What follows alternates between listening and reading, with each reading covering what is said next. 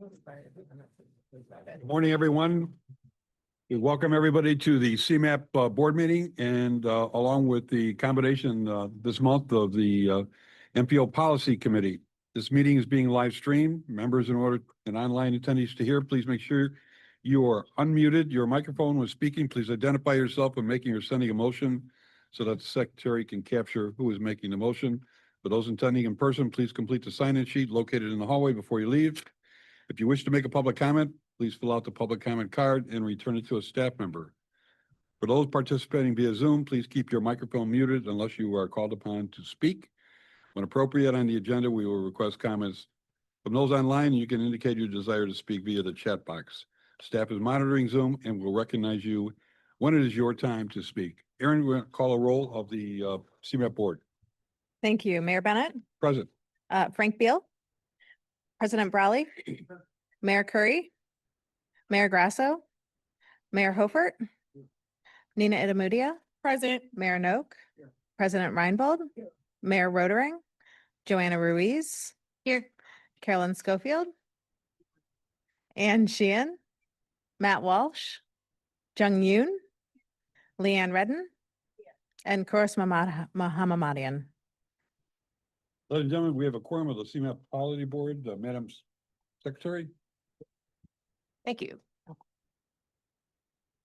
Here. All right. There we go. All right. So Erin, please call the roll for the MPO Policy Committee. Simple as that. Simple.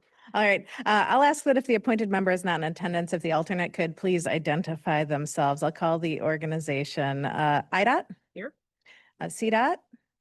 Here. Secretary Turner or Acting Commissioner Turner. CMAP Frank Beal. CMAP President Brawley. Here. CTA. Molly Poppy for Norleason. Thank you. Cook County. This Killen here.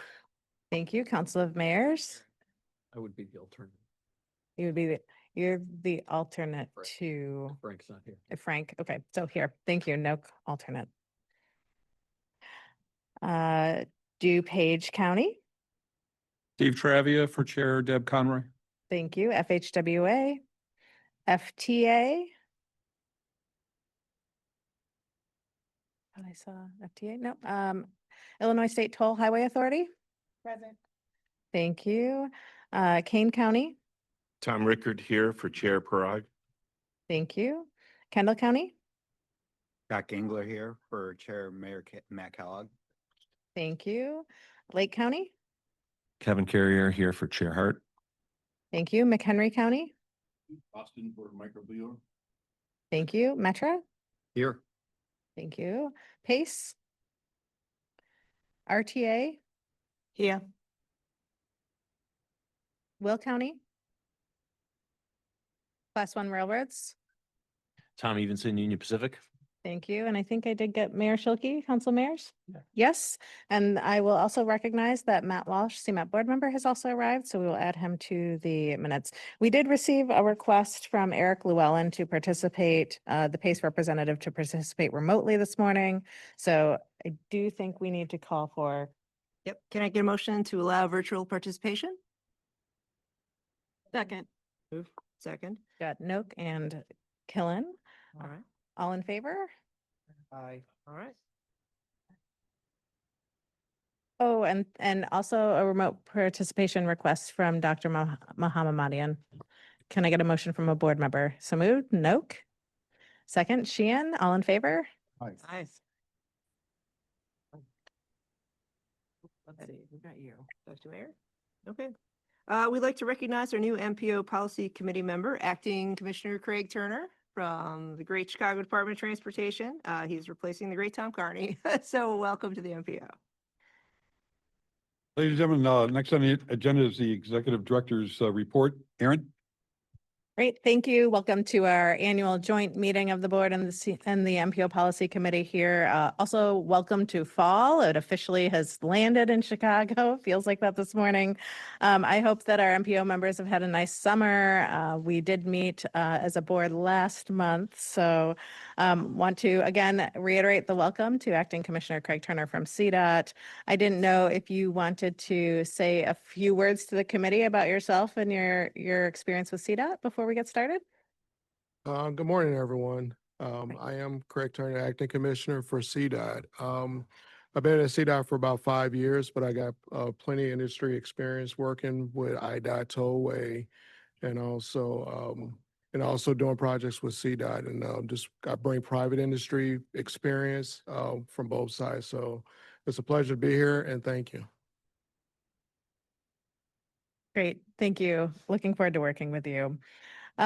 Just a couple notes before we get into the agenda this morning. Wanted to start with, well, let me recognize for the CMAP board, Mayor Curry has joined us for the record. CMAP's IGA team and I have met with a variety of state and local leaders to provide updates on transit legislation and the PART report that both of these bodies had approved in 2023. As many of you likely know, the RTA has updated their estimates of their projected fiscal cliff in 2026, reducing it from about 770 million to 200 million, largely due to stronger sales tax revenues, planned fare increase, and a use of reserve funds. Let me pause and ask Leanne if there was anything if you wanted to sort of pick up my notes here on transit. Well, thank you. I was actually going to do it under other business, but happy to do it now. I have for everybody, and I can just pass these around, is just a quick summary, 2-page summary on the fiscal cliff and the latest numbers based on the joint meeting we had with the RTA and the service boards last week. And a standing offer we will be reaching out to many of you individually to have a more thorough conversation, but just wanted to make that available, just that offer available to anybody to walk through the numbers and share that information with you. The fiscal cliff has been updated to represent sort of the expected revenues for 2026. While the cliff is actually slightly lower than was originally cast at December last year, and that's largely it's a simple math equation, largely because the capturing of additional sales tax due to online sales, and then some other one-time actions that the service boards, cost-cutting measures, spend reductions, et cetera, and some moving of discretionary funds around has recast the cliff for 2026. But there is still a cliff in 26, and then right back in 27, it is back up into the $780 million range where we had originally sort of pegged it for the future years. So that's just a quick summary.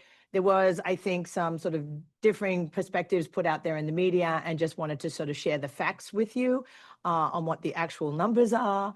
It's all publicly available. All this detail is on our website as well, on an actual sort of fiscal cliff transit page on the website, and we continue to update all of that monthly. And the only caveat I'll put out there is the service boards are each still going to their boards to adopt their final sort of version of the 26 budget. CTAs is tomorrow. Paces is next week. Jim's, yours is Friday. So once those numbers are approved by their board, if there might be some small tweaks to the numbers, but the orders of magnitude are definitely pretty much as they look. It highlights what the numbers are and how we got to essentially some of these kind of one-time savings and adjustments that's able to bring the fiscal cliff down in 26. But there is a cliff of about 200 million in 26. And if there is no additional state action for funding, then the service boards, the challenges will have to start to be implemented. And that is the planning around the service cuts. There will also is already planned a fare increase in 26. So that process will have to go forward if there is no additional state funding found. So just wanted to give everyone a quick highlight on that. Yeah, thanks. Sorry, I thought it made sense that given that I was talking about transit at the top.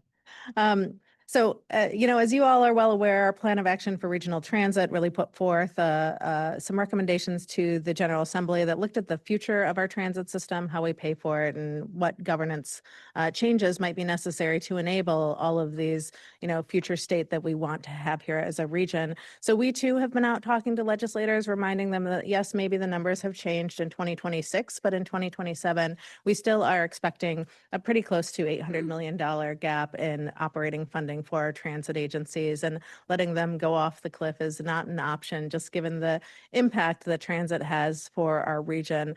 For example, we did some modeling around return to work post-pandemic and modeled that if about 25% of folks chose to drive instead of take transit, we would experience 200,000 hours of additional delay and about $1.2 billion in lost economic activity due to congestion here in the region. So while the numbers are great for 2027, the impact to our economy, to our businesses, to people's quality of life and ability to get to work, and all of the other places that they need to go is significant. So our goal in being out and talking about this is really to make sure that our policymakers understand the trade-offs that we're talking about right now. We also have been in talks and developed an op-ed that will be out probably later this week in Cranes, talking about the same points there. Just wanted to highlight the ongoing federal government shutdown has created some uncertainty. It is one thing that benefits the transportation industry is that we operate under a 5-year capital bill, so that bill does not expire until next October. We are actively working with all of you. I want to thank all of you for participating in our One Regional Voice document that we developed here, which is our policy priorities for the next federal transportation bill. I will say that while our federal partners on the transportation side are still working, we do expect there would be continued slowdowns or some delays in the processing of our projects, but we do still have our funding programs available. So at this point, it's just sort of a healthy skepticism that we're working under right now here. I did meet with members of the congressional delegation over the summer to hear from them about their federal priorities and priorities for the next transportation bill. I think everybody is interested in protecting, maintaining what we have, and recognizing that as a state, our transportation needs not only continue to grow, but inflationary impacts continue to impact the funding that we do have here as a region. And so all states are sort of taking this position of, protect what we have, but also continue to use the current transportation bill as a floor and not a ceiling for the next transportation reauthorization here. A couple other tidbits here is that our community data snapshots have been updated. So if you're looking for the latest information on your communities or communities across the region, you are welcome to check those out. And our team is available to talk you or your peers through. If you want us to come out to a council meeting, we'd be happy to talk about that as well. And then last week, I had the honor of joining Governor Pritzker and Secretary Biaggi for the announcement of the MYP. I'll just pause and see if you wanted to say anything about the multi-year program before we get into our rest of our agenda. Thank you. Yeah, it was a record-breaking MYP thanks to the governor's leadership and leadership of the General Assembly. It's a $50 billion program over the next 6 years. I like to say it's larger than Texas's program. It's larger than California's program. It's one of the biggest in the country. And so while we are certainly challenged with what's happening perhaps at the federal level, I think folks here in Illinois have done the hard work to make sure we can still get projects on the ground. We had a landmark local funding opportunity. We had $400 million set aside for local projects. This was an item of high interest from the moment I started, and it was really exciting. We were able to get out the door. I think it was 230 individual grants for that $400 million.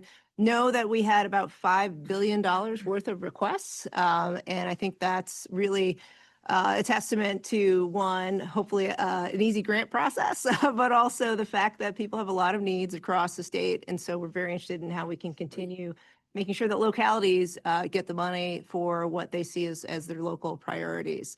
So thank you. And to so many of you that are part of that effort, I think we set aside $13 billion for transit and related items. As we try to walk down, making sure that all the systems work, whether you're north of I-80 or south of I-80, we want to make sure as a state that all of the systems that get us from where we are to where we need to be are intact and invested in over time. So thanks to so many people in the room, and including CMAP, for the support in that. And we look forward to shovels in the ground. Thank you. Great. Thank you. And just with that, quick reminder that our next board meeting is scheduled for November 12th, and our next MPO Policy Committee meeting will take place in the new year in January. So that concludes my updates. Happy to take any questions. Any questions of Aaron? If not, we'll move on to the next item, which is the MPO Policy Committee minutes for approval. Madam Secretary. Yes. So I'll entertain a motion to approve the meeting minutes from June 12th, 2025. Can I get a motion? Motion, Lake County. Second? Cook County, second. Second. All in favor, say aye. Aye. Opposed? All right, the ayes have it. Motion carried. Thank you. Under the CMAP board minutes, our consent agenda, the only item is the minutes. We're going to hold off. There are two other members. One's here, and we're waiting I for think one we're more. good. We're good? We're good on quorum. Oh, okay. We're good. I'll entertain a motion and we accept those minutes. Moved and seconded. Any questions? If not, all in favor, signify by a vote of aye. Aye. Vote of no, motion carries. We're now moving on to item 4, which is approval of the MPO Policy Committee meeting schedule. Madam Secretary. Yes, so I'll entertain a motion to approve the MPO Policy Committee meeting schedule for 2026. Can I get a motion? So moved. Moved by the Tollway, second? Second, we'll give it to Jim. All in favor? Aye. Aye. Any opposed? All right, the ayes have it. Motion carried. Thank you, madam. Back to you again for the election of the MPO Policy Committee Vice Chair. All right. I will entertain a motion to approve the reappointment of Cassandra Rouse as Vice Chair of the MPO Policy Committee for calendar year 2026. Please state your name when you make a motion and when you make a second. Can I get a motion? No. Did I skip something here? You can- Amy, did you want to say anything about the? No, this is in keeping with past practice. We recommended Cassandra Rouse serve as vice chair. This would be an action to affirm the second of the 2 years that we approved last year. I thought it was slam dunk, so didn't mean to cut you off. already. All right. For it. Get a motion Second. and a second. All right. Oh, state your name, please. You have to state your name with the motion. Motion, Oak. Handwritten. All right. And all in favor? Aye. Aye. Any opposed? All right. The ayes have it. Motion carried. Congratulations. Thank you. All right. Thank you. Under item 5, which is just basically CMAP announcements, Leanne's going to give the board report. Leanne, floor is yours. Board representative from the MPO, give a quick update. Board didn't meet in July or August, but at the tenth meeting, we approved an amendment to the FY 26 budget that provide, and within that, there was an additional 1.2 million in IDOT revenue from the UWE funding match. There was $2 million in revenue. Microphone on. Would you turn your microphone on? Sorry. Oh, I apologize. Sorry, rookie mistake. Never done this before. Do you want me to start again or are we good enough? We're good? Okay. So the additional items were 2 million in revenue from the Illinois General Assembly's FY 26 budget appropriation funded through the Illinois Department of Public Health, 300,000 in revenue from Schreiber Philanthropy. And then there was the corresponding expense adjustments to reflect 2.3 million in consultant support to complete work mostly around the Regional Planning Act and to support some Schreiber Philanthropy grants. We also received an update on the development of the Century Plan. And I believe there's going to be more discussion on that later today. Thanks. I'm sorry. All right, moving on to the next item, which is the council mayor's executive committee report. Mayor Schuelke. Thank you. The Council of Mayors Executive Committee. Microphone on, please. There you go. There we go. Finally, you got me organized here. The Council of Mayors Executive Committee met September 16th. We welcome new members to the mayors, the new mayors of Rolling Meadows, Kenilworth, Glencoe, and Hoffman Estates. The focus of the meeting was e-commerce trends and the region's freight landscape. We considered larger trends that affect freight, how goods move through the region, and what are some of the implications for municipalities. The freight sector is significant for Northeastern Illinois, and it accounts for over 200,000 jobs, 36.5 billion in regional CDB, and affects all municipalities that freight moves through. As part of the freight assessment, CMAP is also working to develop a model ordinance for municipalities that will address truck weights and routing, which will be shared when ready. That's the report. Thank you, Mayor. No, not often does Jeff and I get to sit next to each other. And we represent 90 years of mayoral governance. There's one more of us out there, and he's the mayor Hillside. Right. We all three got elected on the same day in 1981. Thank you, Mayor. All right, item 6 is the Regional Transportation Plan update. We have Ryan and Julie and Elizabeth all going to make a presentation. Welcome.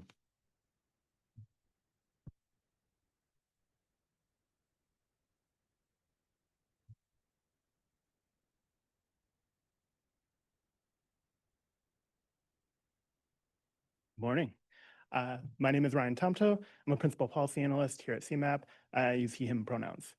I'm joined today by... Ryan, could you be a little bit louder? Move it closer. Thank you. Yeah, let me move this higher. Sorry. Max is out. I'll lean in. I'm joined today by 2 project managers who have been leading key pieces of this work. Julie Reschke, who will provide an update on the strategy development and public engagement, and then Elizabeth Ginsburg, who will walk us through the financial plan and the approach to demonstrating fiscal constraint. But before I get to or hand it over to them, I'm going to walk through some just kind of table setting, reminding us of the process and where we're headed. So the Regional Transportation Plan, or RTP, is a blueprint for how people and goods will move through Northeastern Illinois through 2050. It's where we take stock of the system as it is today, assess what it will take to sustain and modernize it, and identify the strategies and investments needed to keep Northeastern Illinois safe, connected, and economically competitive.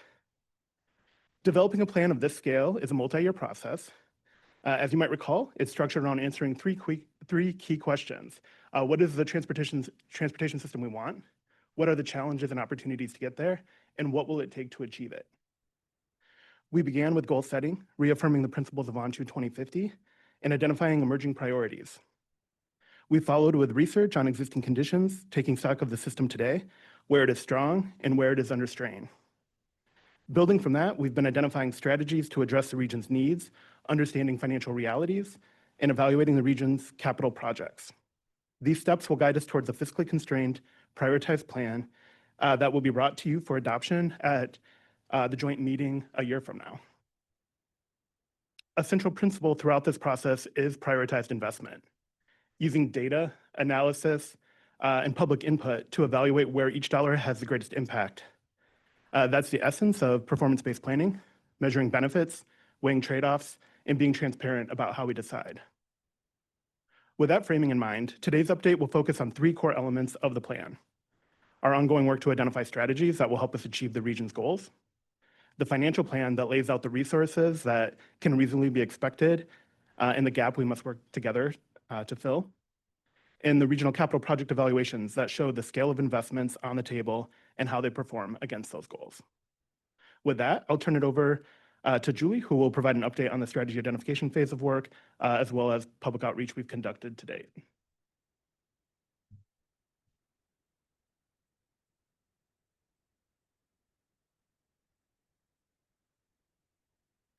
Good morning, everybody.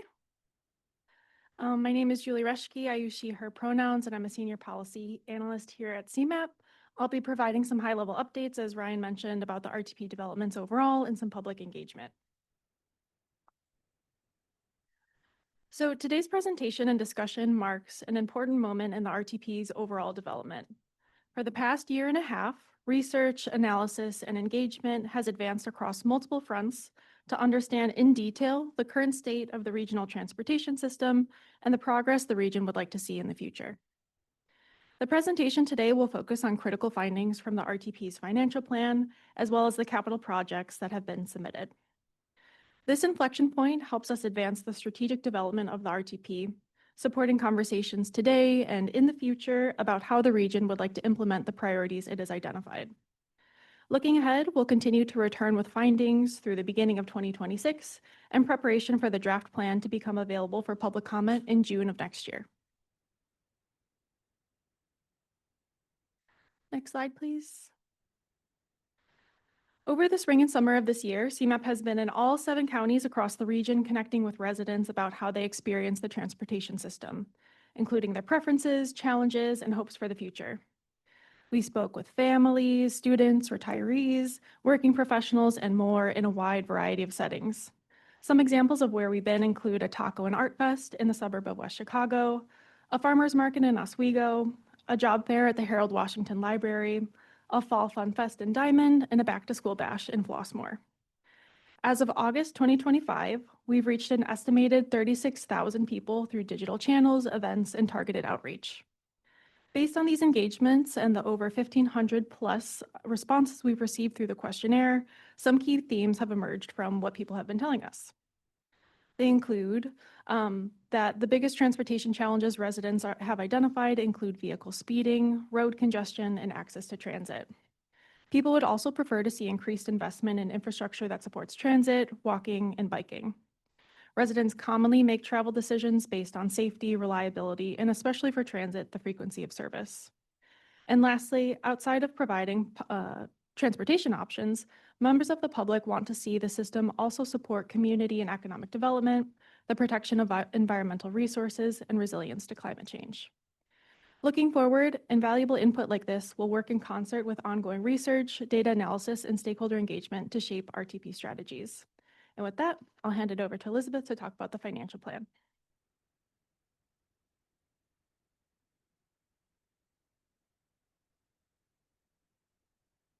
Good morning, everyone. As others have stated, my name is Elizabeth Ginsburg, and I'm a senior policy analyst here at CMAP, and I use she, her pronouns. I'm serving as the project manager for the financial plan for transportation, and I'll be providing an update today on where we are before handing it back to Ryan to discuss the regional capital projects and close us out with next steps. As you may recall from the presentation provided last year, same time last year, the financial plan is a required component of the RTP.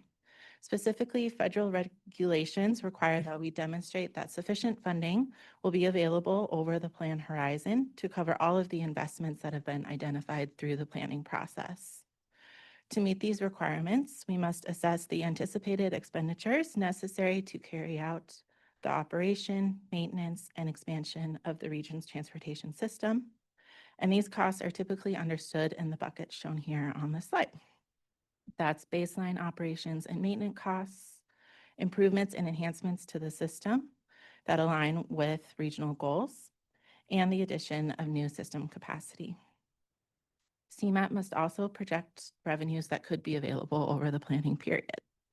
This includes funding sources that exist today, otherwise known as baseline revenues, as well as revenues that could reasonably be implemented over the plan horizon or reasonably expected revenues. Importantly, the financial plan is not a budget. Instead, it is a policy exercise. Like in past plans, our analysis shows that the revenue tools that are available today are insufficient to cover every expenditure that has been identified, including the regional capital projects that have been uplifted by our implementing agencies. Let me move this.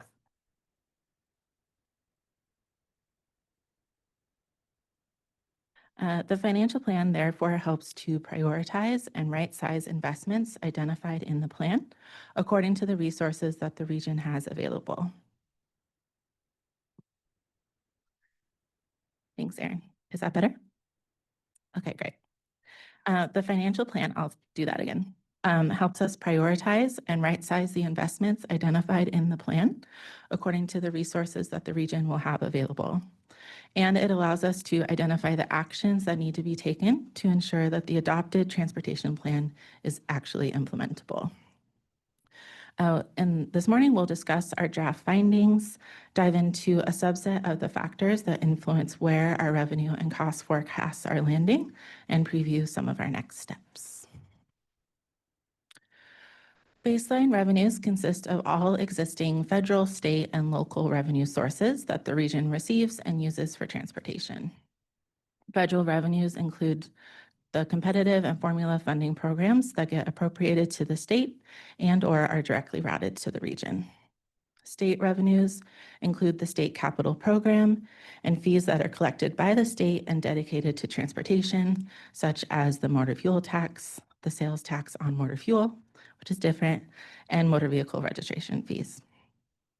Local revenues include local taxes dedicated to transit, mainly the RTA sales tax, as well as fees that are collected and dedicated to transportation by local governments, such as county motor fuel taxes and municipal motor vehicle registration fees.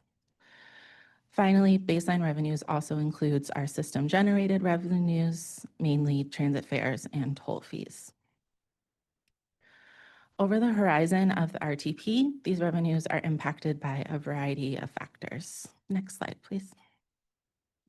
Although we are conducting a planning level forecast, which means we can avoid a certain level of precision, it is important that we consider these factors when developing our forecast in order to ensure that we aren't overly inflating or even underestimating the level of revenue that might be available.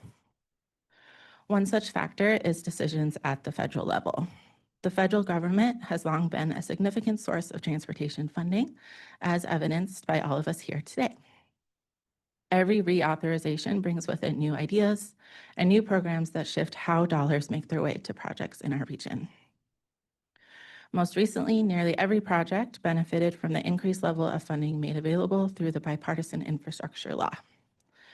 Although the Bipartisan Infrastructure Law introduced annual inflation to some of the largest formula funding programs, we are anticipating this may go away with the upcoming reauthorization, among other changes. We have also adjusted our assumption related to how much of the funding that gets distributed to the state makes its way to Northeastern Illinois to reflect actual practices. As a result, our federal funding forecast is lower than it has been in previous plans. State policy also impacts the revenue side of the equation, but in a slightly different manner, given that we can do more directly to ensure that they're structured in the best way possible. As you all know, in 2019 with Rebuild Illinois, the state legislature took action to strengthen the state's motor fuel tax by doubling the rate and indexing it to inflation. They also distributed funds differently so that transit agencies could begin to address their longstanding state of good repair backlogs. Similarly, in 2021, the legislature passed the Leveling the Playing Field for Illinois Retail Act, which began to collect sales tax revenues on remote transactions. As regulations around taxing remote sales have continued to evolve, this action has generated hundreds of millions of dollars for the state, local governments, and our transit agencies. At the same time, while both the motor fuel tax and the sales tax may continue to benefit from these policy changes in the near term, neither is as strong against current or future trends as it could be. Motor fuel tax revenues will continue to become less resilient as the makeup of the vehicle fleet shifts, and sales tax revenues in Illinois continue to be generated from a narrow base that is primarily comprised of goods, and therefore excludes a large and growing portion of our economy. Last, but certainly not least, we have seen the impact that reduced transit ridership has had on the fiscal health of our regional transit system. As ridership continues to recover, it is not clear whether the system will ever look the same as it did before the COVID-19 pandemic. People are traveling around the region and working differently than they did before, and the way we think about funding transit is similarly transforming.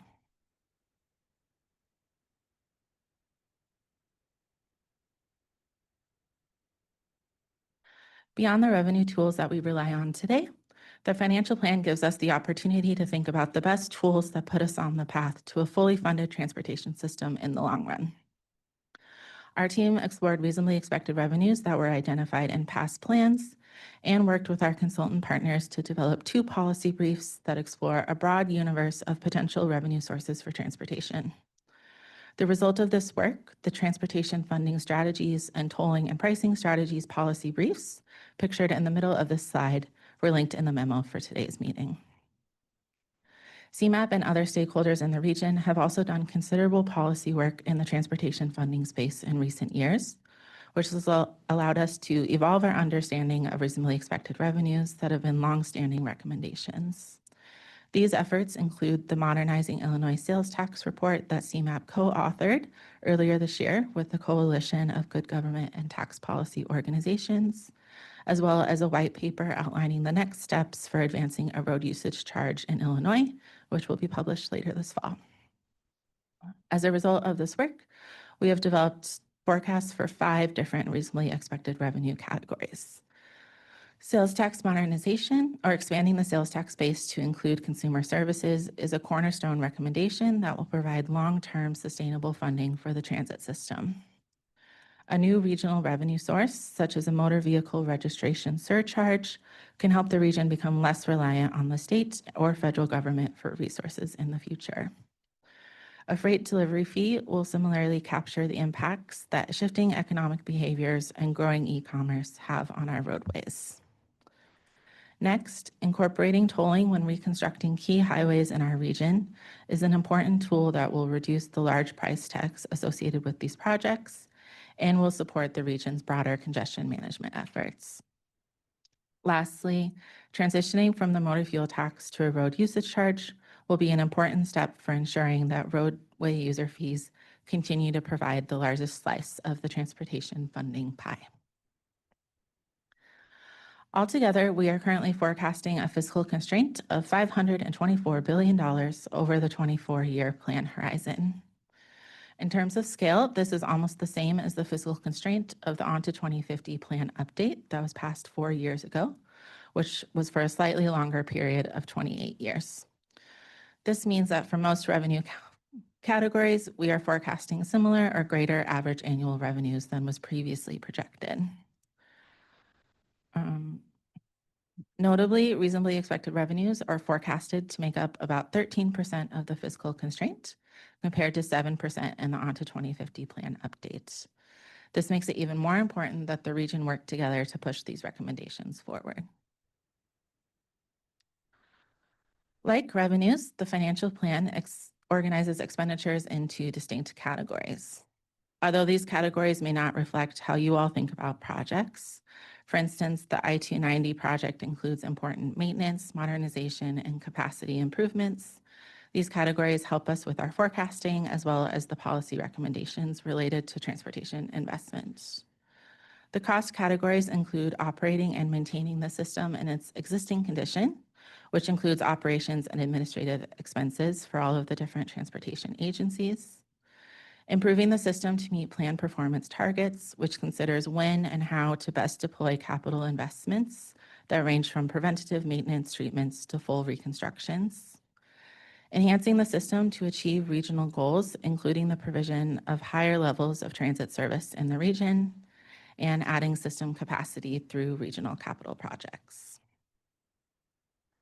Like with revenues, there are a variety of considerations that need to be taken into account when developing the expenditure forecasts. Next slide. Much of our expressway system is 75 years old, and large portions of our transit system are over 100 years old. Well-funded portions of the system, such as the portions of the interstate network that are managed by the tollway, have largely been reconstructed and brought up to modern standards. While delaying reconstructions on the remainder of the network frees up capital in the short run, we pay for it with more dangerous, less reliable, and less efficient travel. Additionally, as was noted earlier, maintenance needs vary significantly across the region, with some communities experiencing worse conditions due to prolonged disinvestment. Ensuring we are adequately accounting for these funding gaps is essential.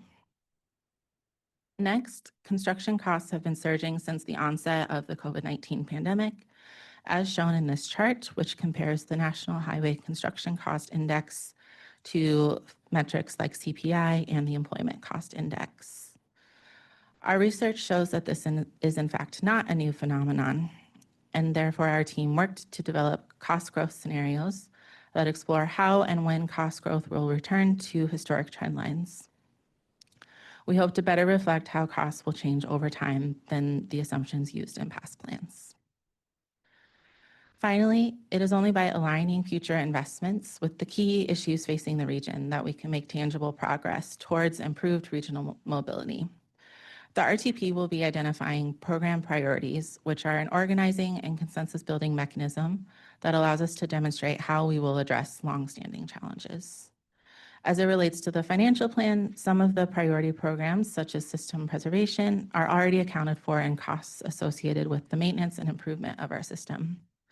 However, other priority programs must be estimated separately. This includes the costs of making the transit system fully accessible for riders with disabilities, improving safety and efficiency through grade crossings and related infrastructure, and supporting active transportation by fully building out the greenways and trails plans and ensuring connectivity near transit stations. And with that, I'll hand it to Ryan.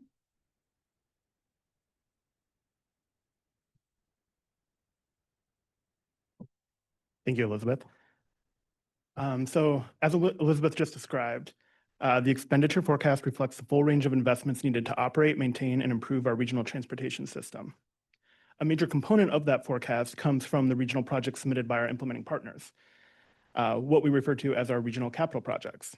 These large-scale investments are where the financial plan and the plan's policy priorities meet. So next, I'll walk through how CMAP evaluated these projects and where we are in that process. And working closely with our implementing partners, CMAP identified 137 regional capital projects, major capital improvements on the regional transportation system that collectively represent more than $80 billion in potential costs through 2050. These projects reflect years of planning and coordination across local, regional, and state agencies and reflect the scale of investment needed for the region's surface transportation system. The portfolio includes projects to rebuild and modernize the interstate system, upgrade key arterials, and improve freight and goods movement that keep our economy connected.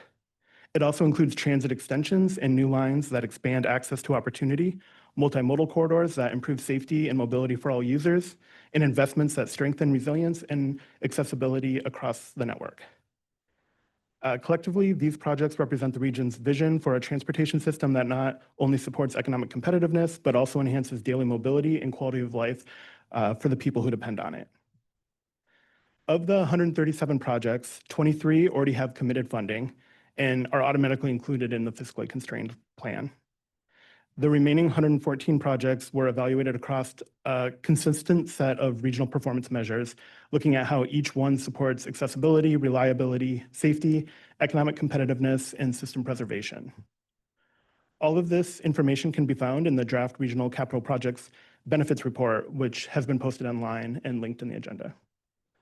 All of this information can, it's important to note that this is still a draft document. Some of the data, particularly around project costs, anticipated benefits, and certain performance metrics are still being refined as we continue to verify inputs with the implementing agencies. Next slide. This chart brings together the two major pieces of the financial plan we've been discussing, the draft revenue forecast, which is above, and the draft expenditure forecast, which is below.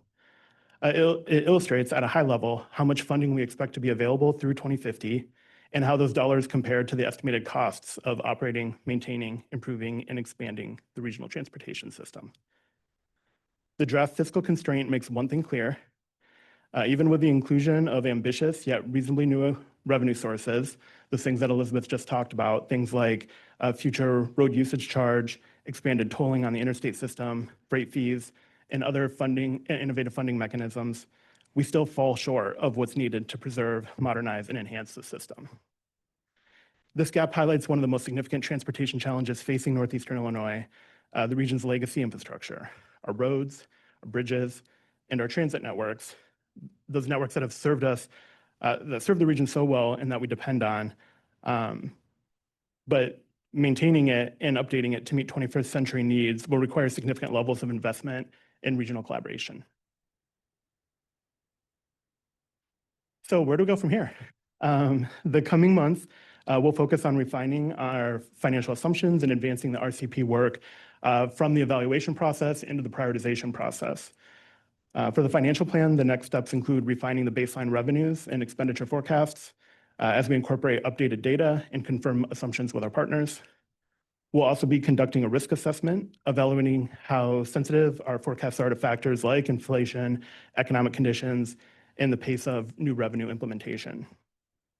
This assessment will also help us identify strategies to help reduce or mitigate the risks associated with those key assumptions. Together, these refinements will strengthen the fiscal constraint analysis that determines what level of investment can realistically be supported through 2050. For RCPs, the next phase is about moving, again, it's about moving from that evaluation to prioritization. Over the next few months, CMAP staff will be meeting one-on-one with our implementing partners to review the evaluation results, confirm project assumptions, and understand each agency's near-term and long-term priorities. We'll also be working to finalize the RCP benefits report, refining those numbers and performance results based on the feedback from those meetings. Those conversations will feed into the prioritization process where we'll begin to identify which projects are likely to be able to fit within the fiscally constrained plan. That process will balance technical findings with other regional considerations, things like geographic balance, modal diversity, and project readiness. Our plan is to bring the final RCP benefits report and to prioritize a list of projects to the board and MPO policy committee for discussion early next year. That concludes my presentation. Thank you. Other questions? How's that? All right. Thank you. Oh, sorry, I didn't grab my microphone. Go ahead. Hi, Ryan. Thank you so much for your team. You guys have been working really closely, I know, with a lot of staff throughout all of the board, and so appreciate all of your openness and ability to engage with us. Can you just talk a little bit more about the relationship of the projects that are on the regional capital projects and the priority programs? Because there are things that were mentioned that customers and users of our system indicated accessibility, speed, frequency are really important to them. And some of those projects don't rise to the level of the financial need that maybe is in a regional capital project, but might fall into a priority program. So can you talk a little bit about that relationship and how that's going to work with this plan? Yeah, absolutely. So just to kind of look back on how we did things in the ONTRE 2050 update, we had the regionally significant projects at that time. And that really looked at the major investments across the region. But we heard a lot of feedback from our partners and from the public about wanting to see more of an emphasis in the plan around those things that weren't rising up to that level. So this is a thing like bike ped, certain transit enhancements, ITS, things like that we know are important to being able to achieve our regional goals. But again, don't rise to that level to do that in-depth analysis that we do for in ONTRE 2050 with the regionally significant projects, or this cycle with regional capital projects. So what we did to try to address that was to create these priority program areas. And what this is basically, as we look at the financial plan, we break out some of those larger categories and zoom in on those areas where we have the information available about what the needs are in terms of cost, as well as other factors like things that are state or federally mandated to be achieved. So we're trying to reflect that in that space and forecast the cost as best as we can in that space. And how we plan to have that reflected in the final plan is in one of the chapters, still working on the actual, what the outline of this will look like, but that we would have these priority programs and then pointing to our implementing partners of where those plans show up in their programs. So for transit agencies, pointing to their accessibility programs or other planning initiatives. We have the Greenways and Trails plan for bike ped or things like that. Other questions? Yes, yeah. Yeah, thank you for that overview. My question is, given the current state and how our revenue is changing, how, funds from the federal government are shifting away from our pockets, basically, to help with our roads, is there any reconfiguration of how we think about prioritization? And I asked that question because we know, and I think, and it was mentioned in the presentation of how transportation costs are going up, just rising costs generally, right? And so it's like, are we, do we shift to investing in a public good, which would be, public transit, right? Or accessibility, or making sure that public transit kind of gets prioritized because that's going to be a way that a system that everybody has access to. So I'm just wondering how in the current state of affairs, your prioritization is shifting or changing based on that. Yeah, so the evaluation criteria that we're using at this point are tied directly to those emerging priorities that we identified in the emerging priority report. So those overarching goals that we identified in that phase are how we've connected it. The phase as we move into prioritization, it'll be starting with the one-on-one conversations with implementers to understand their priorities, but then we will convene with our resource group to talk through where we land from there. Is there still a remaining gap that we need to solve for? And then in that space, we plan to have conversations around how do we do this? What's the best way to pursue addressing that? And we do have tools available where we can take different criteria, which right now are kind of being treated equally. We have weighted system preservation slightly higher than other criteria, but we do have the ability to weight criteria differently depending on if we need to have conversations of, if we want to lean in on certain things like transit. And so we can work with that resource group if we have to get to the point to further narrow down the list.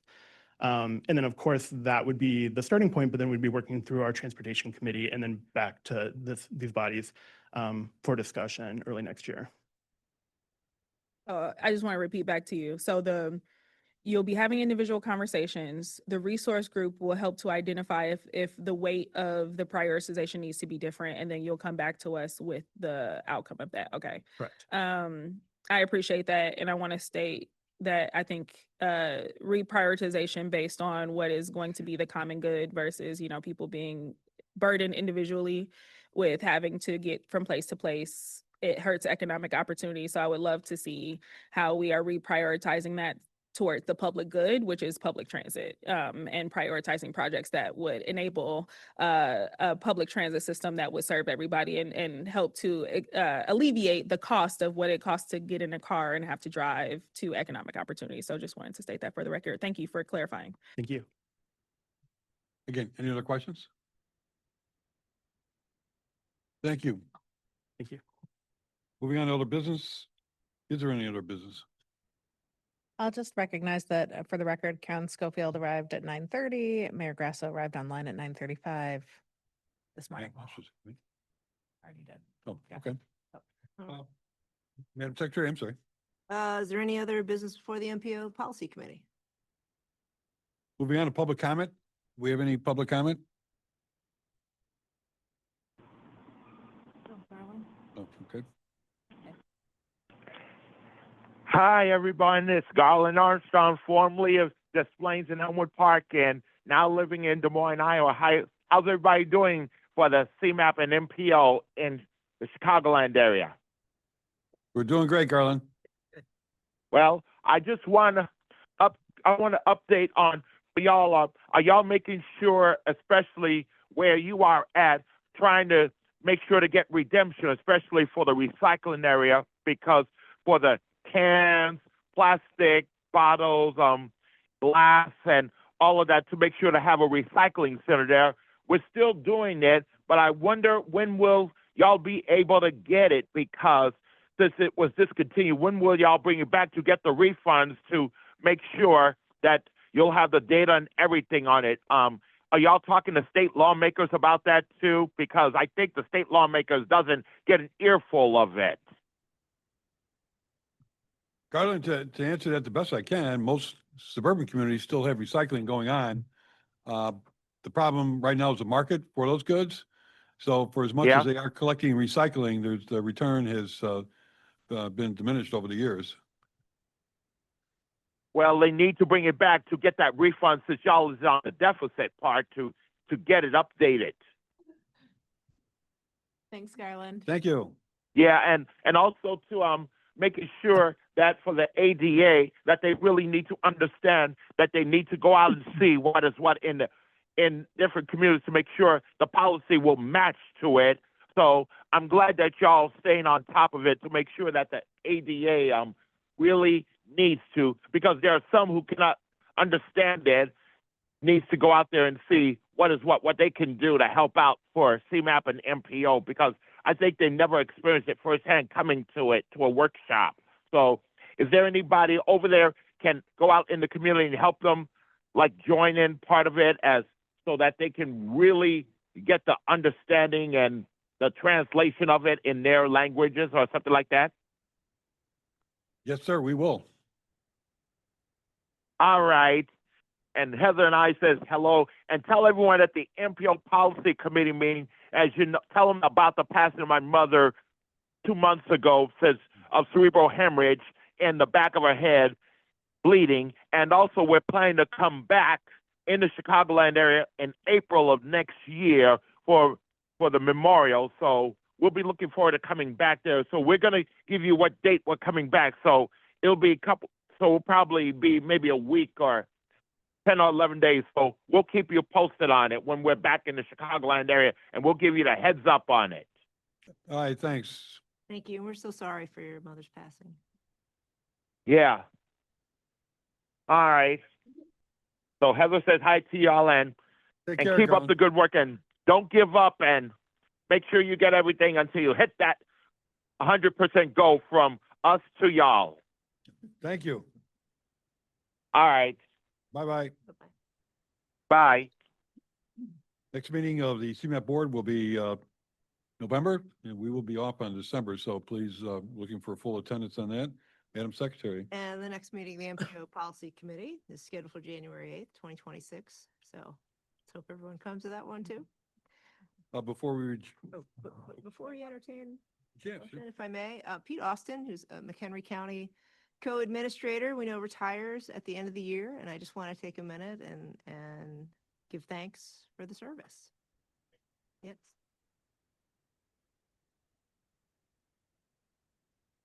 actually, before we adjourn, Erin, we're doing something right after this. That's right. Right after this, don't go anywhere. We are going to transition into a workshop about the future here. And I think I've got a few remarks before we get into that workshop, but we can go ahead and close this portion of the meeting first. With that in mind, on behalf of CMAP board and the MPO Policy Committee, I'll entertain a motion to adjourn. Moved in second, all in favor, signify by the usual manner. Aye. Motion carried, meeting adjourned, and thank you all for being here this morning. Thank you.